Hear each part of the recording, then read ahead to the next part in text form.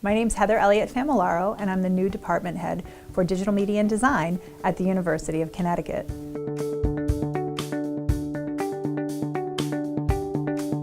Before coming to UConn, I taught at Bowling Green State University in Ohio for 18 years.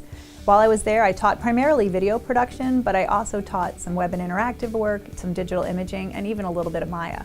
Coming from a more traditional digital art program, I was most excited about the fact that we have a program here that includes not only digital art and animation, but also the digital humanities and digital business. Another thing that really drew me to UConn is its status as a top 20 public Research One institution, which offers extensive possibilities for collaborative research.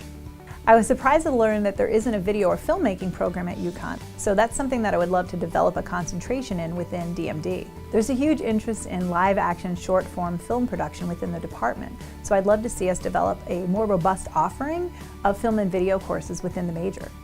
I also think there's a really big untapped possibility with UConn alumni, those that are out there already working in the industries that our students are preparing to go into. So I would love to see us develop a great mentoring relationship between our alumni and our current students. In addition to the existing incredible industry relationships that we've developed, I'd love to see our students in DMD have an opportunity to study abroad and see the world. In my first semester as department head, I'm really looking forward to learning as much as I can about the Digital Media and Design program. 5 years is the perfect time to take a breather, look back, figure out where we've come from, and then determine where we want to go.